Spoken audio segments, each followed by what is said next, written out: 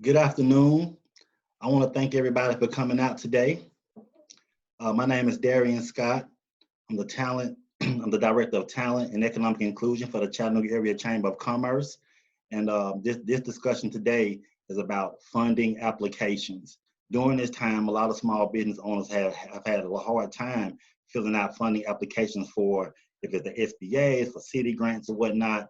We want to walk you through the process to let you know you have partners you can rely on that'll hold your hand going through this process. And today, we want you to pull your computers out, get it set up. And I got my guest here, DeJuan Jordan, with you. We're gonna walk through some of these applications and show you guys how to get funding quickly and correctly. Go ahead, DeJuan. Hello, and thank you for joining us today. Thank you, Darian, for having me. It's such an honor to be able to get on here and just share the information that we have all been working on behind the scenes. And so it's so important as we're completing these workshop applications that we're really being mindful of how we're completing them and making sure that they are correct when we send them in. That way it doesn't hinder us from being able to get this funding. So I'm just going to share my screen. And I want to keep in mind we have the Q&A open. So if you guys want to ask questions, put them in the Q&A, and I'll be watching the Q&A to ask DeJuan some of these questions.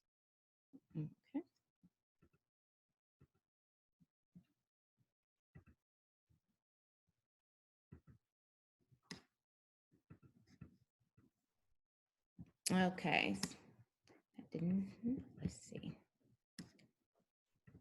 Okay, so we're going to start off with, just like I said, I'm DeJuan Jordan. I'm with LAUNCH Chattanooga, and we work with business startups, and we work with businesses to help them to grow and to just develop out their ideas. And so we have been coming in contact with a lot of individuals just who's going through this process like everyone else, who have been really struggling with getting the funding that they really desire.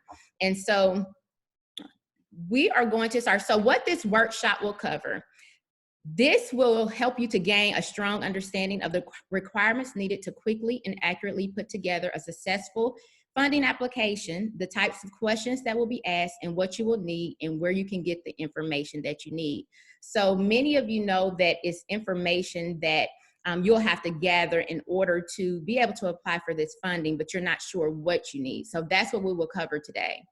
What this workshop will not cover is specific questions related to specific loan applications. This will be a general overview of how to prepare and apply for these funding sources across the board. I don't know what I did, why I can't show this in presentation mode, but I'll just go ahead.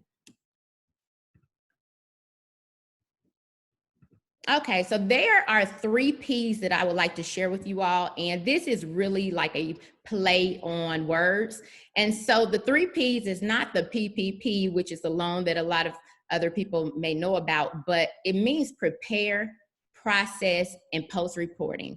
I feel like those are the key areas that you really need to be concerned with when it comes to applying for funds and being able to be prepared to receive those funds. So the first thing you need to do is to prepare. And in preparing, that means that you are doing what's necessary, not waiting to the last minute to pull those items that you may need to have together. Because what's happening is people aren't being prepared, which I'll talk a little bit more about in a few minutes, but people aren't prepared, and it's causing them to miss out on some great opportunities to get funding. And we do not want that to happen to you. If you don't get the funding, let it not be because you weren't prepared. So I am a quote girl. I love quotes. And so I found these 3 quotes that I would like to share with you all. And one is by Nancy Pelosi, and it says, organize, don't agonize. And in saying that, if you are organized, then it won't be so stressful. You're already under a lot of stress. And the last thing you need is to be stressed out about finding the documents you need, worrying if you're going to meet the deadline. Then we have one by Benjamin Franklin that says, by failing to prepare, you are preparing to fail. And that goes not just with these applications, but life. So make sure that you do not wait to the last minute and that you're prepared so that you don't fail and not receive the funding. And then the last is by Adubu Kayukan. And its opportunity does not waste time with those who are unprepared. And I just thought that was a key quote, because what I'm going to talk to you about today is making sure that your things are accurate, because if you do not have everything that you need, these lenders are not going to waste their time calling you to ask for additional information or asking you to complete this. They are already stressed out. They are already under a time crunch. And what's going to happen is they're just going to throw your application to the side, or they're going to put it underneath the stack. And by the time they reach you, the money may no longer be there. And so you want to make sure that you're prepared. So in order to do that, number one, you need to research and review your options. Research and review your options. You need to know what documents are required for the options that you are deciding to pursue. So in deciding on which financial loans or funding loans that you would like to pursue, you have to look at different purposes of the funding. And so don't just get a loan because you feel like everybody else is getting the same loan or the same grant. Make sure that you have a definite need for that and that you know if you even are eligible. Because the worst thing you can do is apply and go through applying for all of these funding opportunities, and then you find out you aren't even eligible. Make sure that you know your business needs. What do you need? Do you need to pay payroll? Do you need to pay utilities? Do you need to be able to purchase a marketing team? I mean, not purchase a marketing team, but get a marketing team. What do you need, or, in order to pursue your business, your dream, and to be able to stay in business during this pandemic and through all of these different changes? Then you need to know the amount that's needed. How much do you need? Don't just throw out a number. You need to be sure of what you need, because you don't want to apply for a certain amount and then you actually need it more. So make sure you know what you actually need in terms of amount, and know the payment terms. Know how you're going to have to pay these things back, if you're going to have to pay them back. The terms, meaning the interest rates, the time periods. Make sure that you're very clear on those things before you start applying. That way that you don't have any surprises in that area. The next thing is importance of submission deadlines versus timing of submission.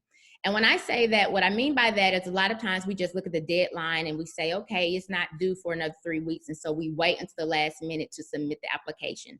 But in this instance, I guarantee you that if you wait to the very last minute, either the funds will be expended or you're going to be at the bottom of the stack and you may not have an opportunity to access those funds. So make sure that you're not waiting. It's the timing of the submission. And that's why we really wanted to do this call, because we want you all to really start to utilize these online services, because people are using them. So if you're doing paper applications, by the time you actually get it to the entity that's going to decide on the funding, they have already received 1,000 or more applications online, and those people will be at the top of the stack and they will be funded first.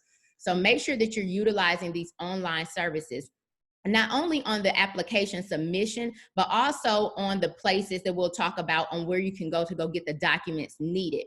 You don't have time to write and ask and call and wait for the mail to come. You need to be able to get online, pay the fee, if there's a fee assessed, and get that immediately so that you can continue and prepare. The last thing I want to say about this is accuracy and proper completion of application.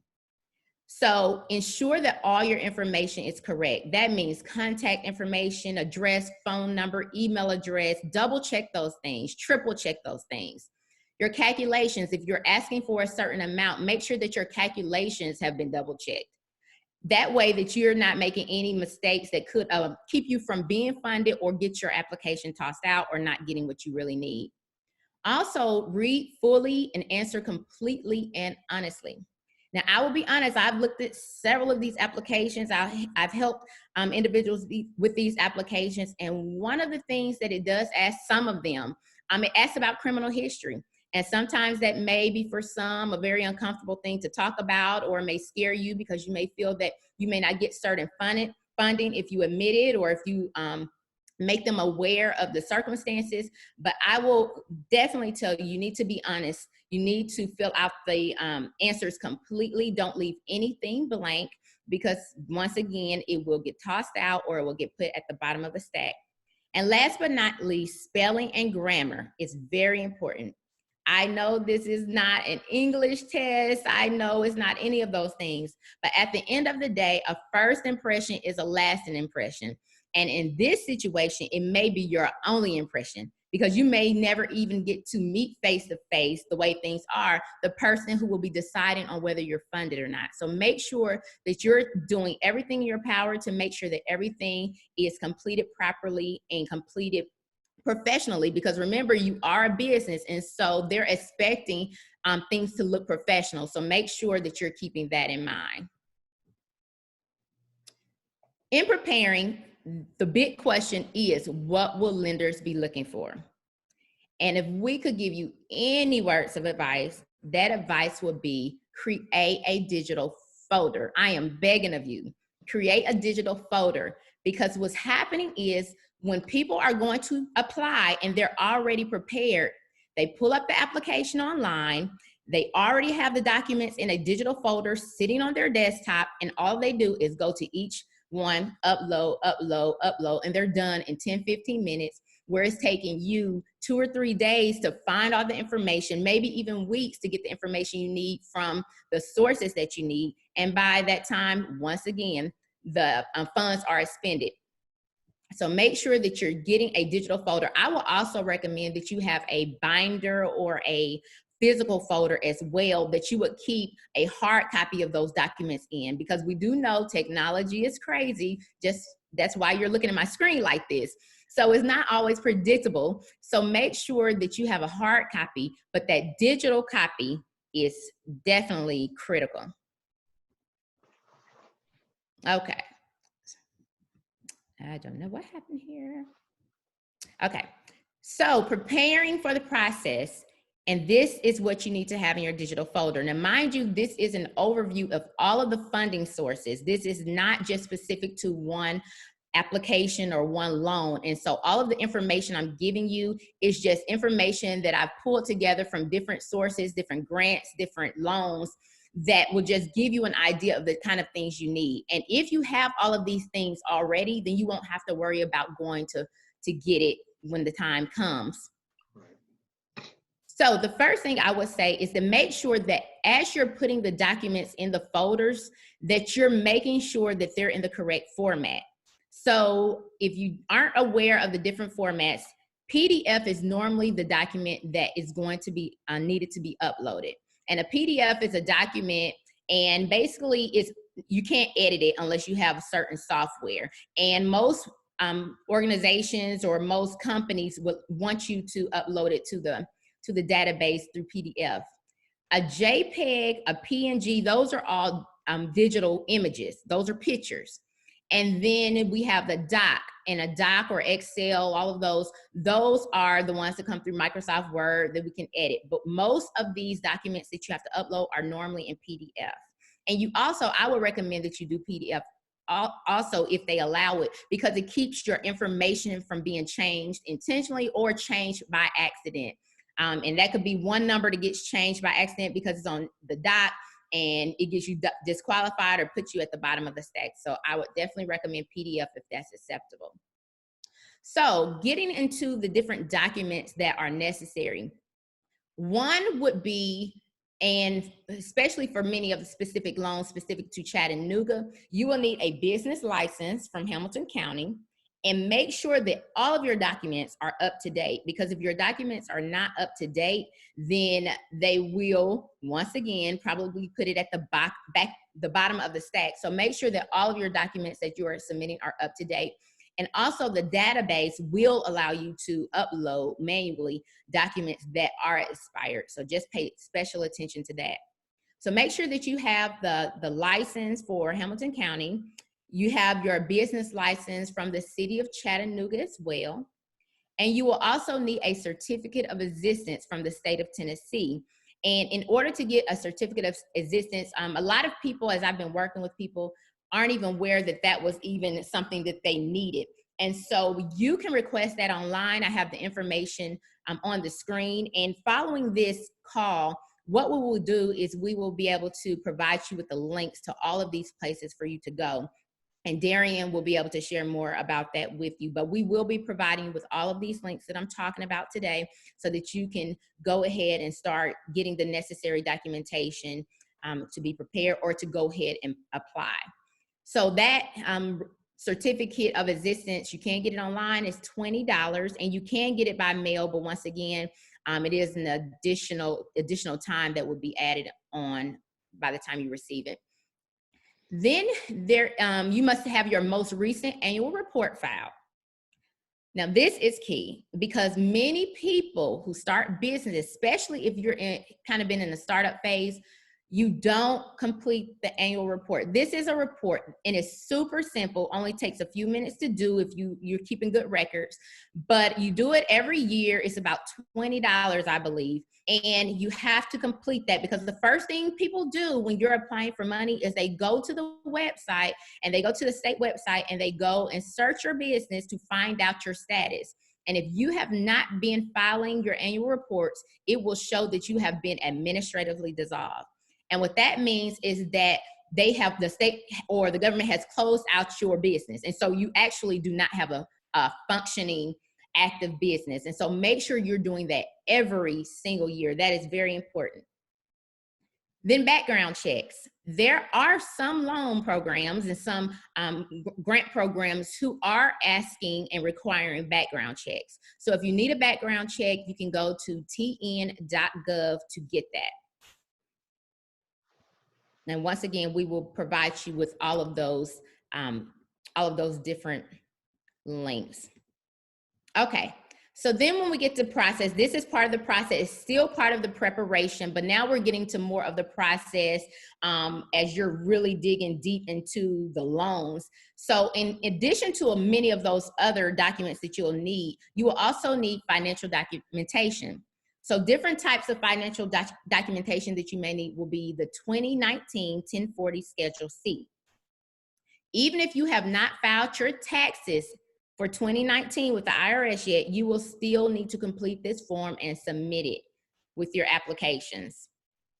A 2019 1099 miscellaneous form, those are for independent contract. If you've done any kind of independent work, contract work, you'll need that. Invoices, bank statements, or a book of records that show that you were self-employed in 2019.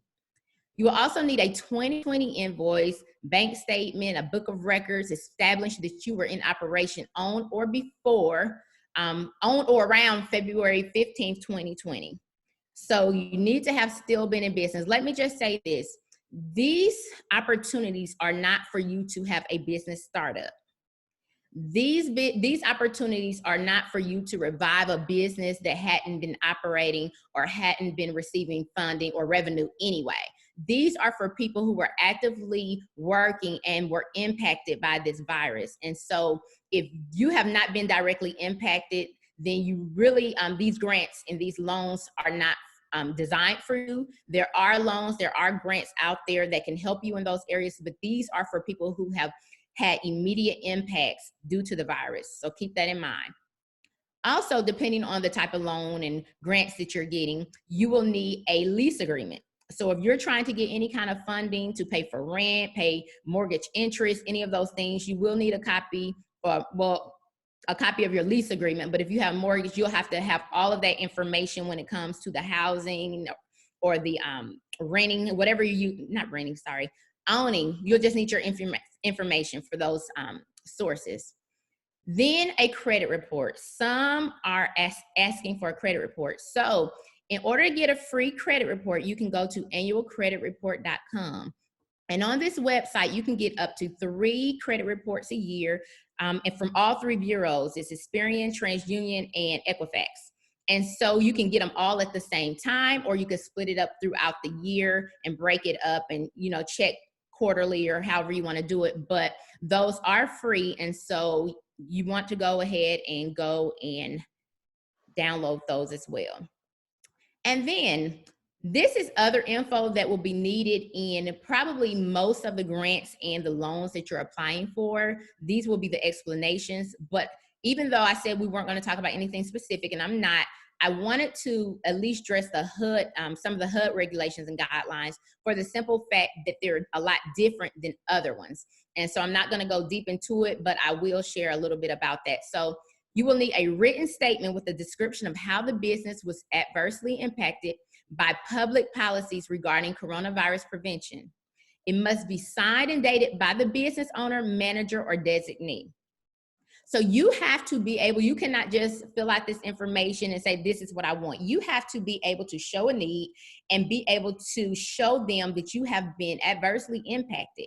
And this is something that you truly need, and how you're going to use those funds to either help your business or to impact your community, or whatever your mission or goal is, in order to get the funding.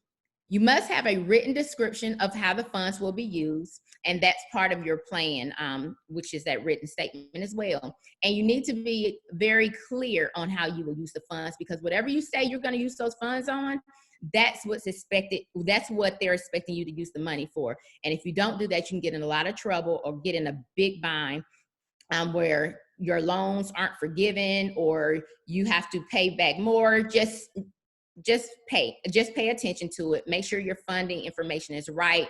Make sure that you're spending the money on what you say you're going to spend it on. Then priority will be given to applicants that can show a plan to use the funding to hire or retain workers.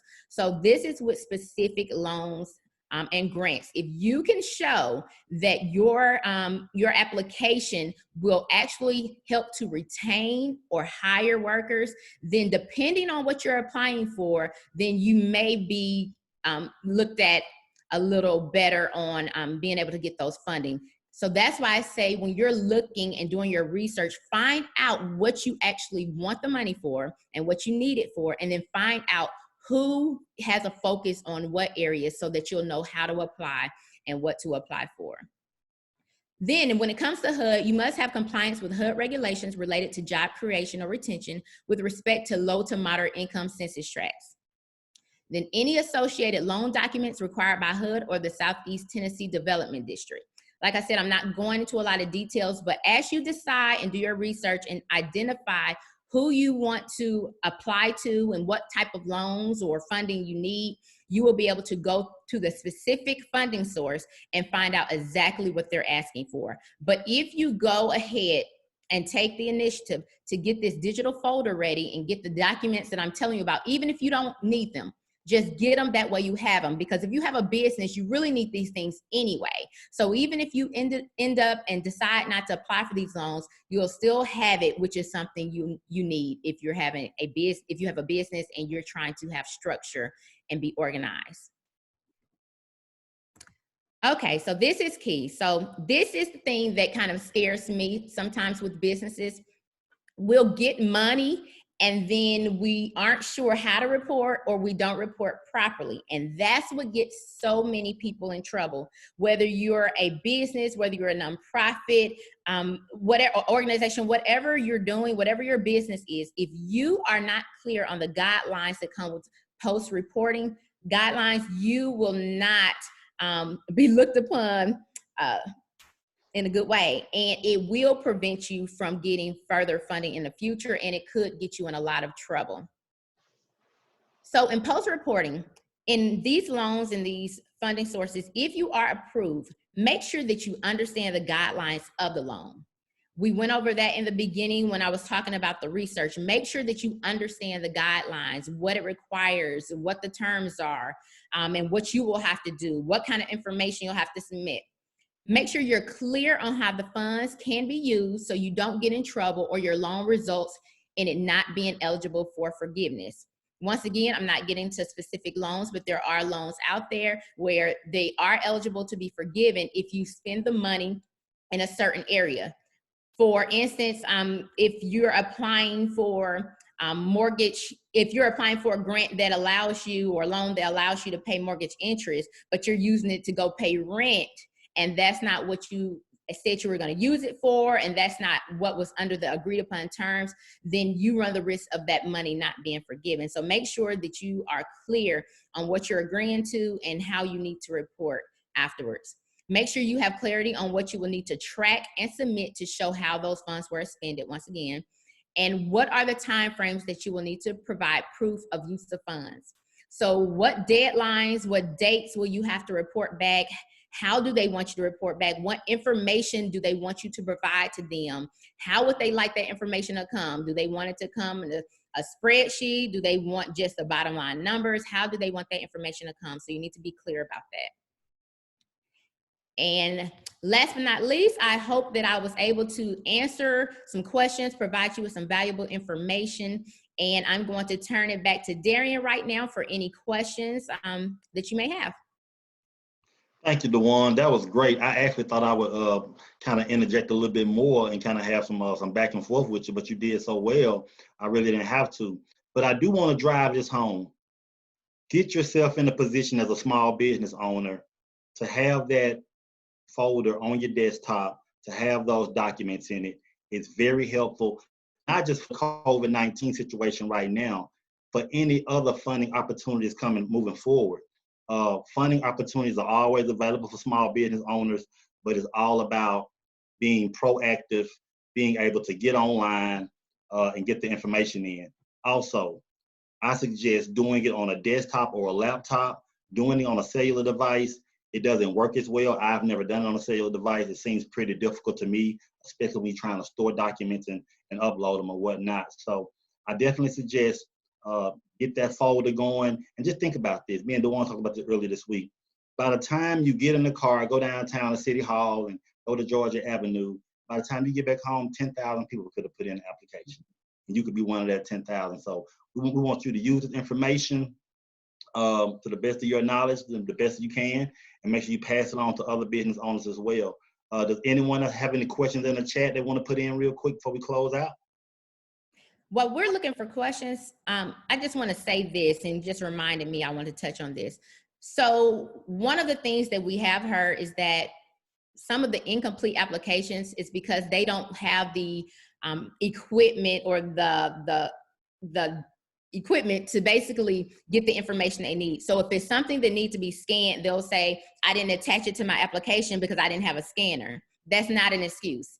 Not if you want the money. They want you. You're an entrepreneur. You're a business owner. They want you to figure it out. That's what business is about.